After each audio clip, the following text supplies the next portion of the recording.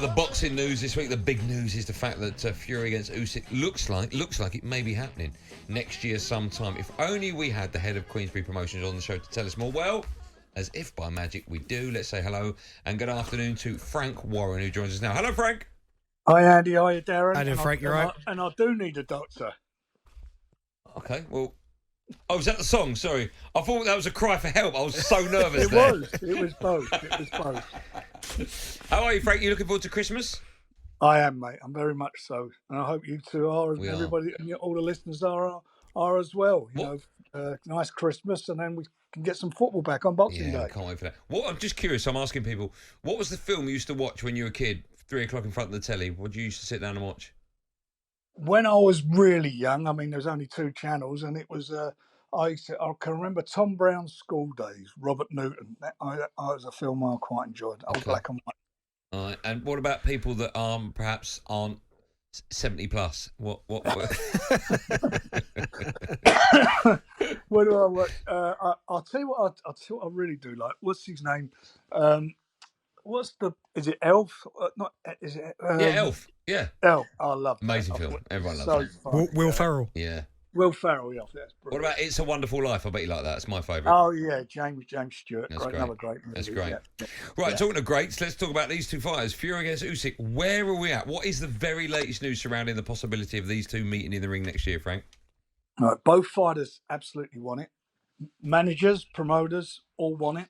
And we're just getting it together and working out where we're going to put it on. That's really the situation. It's got to go on by March, and so we've got to all move quickly. So over the next couple of weeks, hopefully, we'll get it. We will, or we won't get it sorted out. But everybody wants to do the fight. Absolutely want to do it. Frank, let me ask you: when negotiations are happening towards a big fight, do you ever meet in a boardroom, sit down opposite sides of a table, and thrash out a deal, or does it have to take days and weeks over texts and emails and phone calls? Some you can do in a day, and then obviously the lawyers get involved and then mess around, sort of get the contract in order, and that can take a long time. You do Zoom calls these days. There's various ways to do the fight, and as you just said, you can all sit around a table and get it sorted out. The problem is with this fight it's not a problem. It's the expectation level of the fighters. Where does it take place? So there's all this talk of money coming from the Middle East, and if it does, they pay a premium for us to take the fight there, the same as they paid a premium for, recently for the World Cup. Mm-hmm. If it doesn't and it goes to Wembley, then that'll be the true worth of the fight. How many people buy tickets and what the pay-per-view numbers will be. So that's where we're at. So we will make some decisions. Decisions need to be made quickly. Tyson wants to know early in the new year, as does Usyk's. But the relationship between all the parties is very, very good. Frank, does it make it difficult? Because I'm sure, like yourself, a lot of people over here would love to see that fight over at Wembley in this country. But when you have got a powerhouse like, say, Saudi Arabia that have got incredibly deep pockets, does that make it a little bit difficult? Because I'm guessing in your heart you'd love it to be over here. Well, I'd love the fight to be here for the obvious reasons, and the big reason is that it's a massive British fight. The fans would love it. It goes without saying.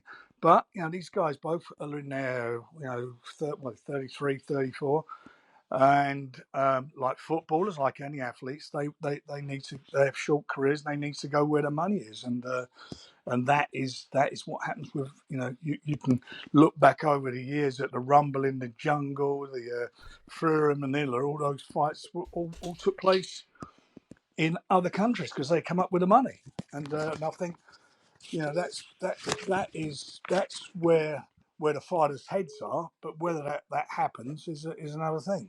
Is it always a massive difference, Frank, in the numbers that Saudi Arabia are offering compared to here? Oh, look, there's no way we would consider going abroad unless there is a massive uplift.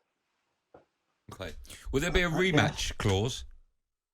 I'm not sure. I mean, that we haven't got into that, but I probably think there would be, because God forbid one of them gets a cut eye or anything goes wrong. Anything can happen in boxing, as we know. Then there would be, and there's the 4 belts are on the line. The winner gets them. If there is a rematch, I don't think then the 4 belts will be on the line for it, because I don't think the governing bodies will allow it. I think they'll just say, right, you've got to get on with your mandatories now. Okay. Let me. I'm going to ask you a question about pay-per-view. I saw your spat with Simon Jordan not too long ago regarding the cost of Fury Chisora. First question: who decides the cost of the pay-per-view? How much conversation do you have with the broadcaster as to how much they're going to charge? Well, it depends what the structure of the deal is. I mean, if they put up some sort of guarantees, then obviously they're looking to recover their guarantees, which is determine the price. If there isn't a guarantee and it's done on a share basis, then again that determines what the price will be. Okay. But do you think, because I was going to say, sorry, Frank, I was going to say this is, I think I'm right in saying it's been over 20 years since boxing had an undisputed heavyweight king. So there's so much on the line here. Does that push the price, in theory, of a pay-per-view up? Oh yeah, I mean, with the 4 belts on the line, I've got to. I mean, without discussing it with anyone, I'm sure the price will go up. The same as if he'd have fought, if Tyson had fought AJ, the price will go up. I mean, they are the two big money fights. In your opinion, Frank, which is the biggest fight? The one against Usyk, I know it's undisputed, or this grudge match with AJ for Tyson? I think as far as the world of boxing is concerned, it's Usyk. I think anybody who's really interested in, as a boxing fan, I think it is again Usyk. But as Brits, I suppose we'd all like, including myself, I'd like to be proven right that I think Tyson's a better fighter than AJ. I suppose a lot of the Brits would like to see that. I mean, I've got to be honest, I'd have preferred that AJ had been in the opposite corner role than Derek Chisora, but we got to where we got to, and that's being honest about it. But the Usyk fight is the better fight because Usyk's beaten him twice. Mm. I want to talk Lawrence Coley with you in just a moment. But before I do, I don't know if Bentley's got another question of Fury Usyk. Before I do, though, when do you think the next announcement regarding this fight will be, roughly? I think about sometime after Christmas, early New Year. But as I say, we've got to move quickly on it now. Mm. Okay, and also just staying with Tyson Fury for a sec. Do you know where he wants to go, or does he change like the wind? His mind? No, he wants to fight in England. Okay. And what about future fights after this one? Sorry, Frank, but after this one, does he want to fight AJ? Does he want to fight maybe Wilder again? Does he, where does he? It keeps it, as far as AJ's concerned, he's been very peed off because over the years this has been it's on, it's off, it's on, and in the meantime, AJ's, his value has diminished. He's been beaten. He's been beaten twice or 3 times in these last 4 fights. Tyson, really was peed off what happened over the last few months when we thought we were getting it over the line. And I genuinely thought it was going to happen, to be honest, the fight, but it didn't happen. And where we are now is that he wants, he's basically said who he wants to fight. He wants to fight Usyk. He wants to fight Joyce, which is another great fight, by the way. Do you think the fight with AJ didn't happen because AJ didn't want it or Eddie Hearn didn't want it? I think he started off AJ wanted it, and I think at the end he didn't. Okay. I think maybe he got talked out of it. I'm not sure, but that's what I believe That's what I believe. At one stage, I genuinely believe he wanted it. Okay, who kiboshed it, do you think, then, out of the 2? I think they just dragged it out. I think, what's his name? Frank Smith made a statement. He did an interview afterwards, and he said there was never enough time to get the fight ready. And I thought, well, why did you get into the negotiations? But more importantly, he hasn't got a trainer. And, I thought at the time, who's going to train me? Still hasn't got a trainer. Then they said he was going to fight on December the 17th, but he hasn't got a trainer. So it was never a starter. We just I just think I think probably the first week everyone they were up for it, and I think then they just lost the flavour.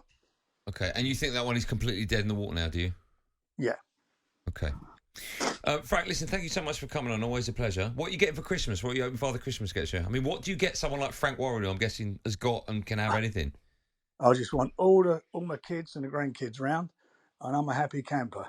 That's all I need. What a cheap date you'd That's be. all I need. And I'll have a nice glass of wine. Yeah. I'll have a nice glass of wine, nice glass of champagne, nice glass of wine, and we'll have some nice food, and that's all I need. Well, listen, because you've been so good to us this year, I personally will make sure you get a bottle of Blue Nun in the post. All right, You Frank? can make it Black Tower. Don't push it. We're not made of money here at talkSPORT.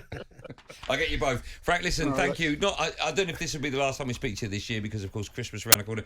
If it is, on behalf of everyone at talkSPORT, we get you on so often. I'm sure we drive you mad some of the time, but we genuinely, hand on heart, really appreciate your time.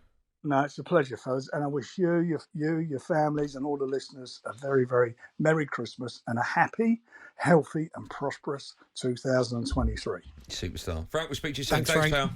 Cheers, fellas. Bye. There you go, the head of Queensberry Promotions, Frank Warren. He's lovely. I've just fallen in love with him a little bit more. Yeah.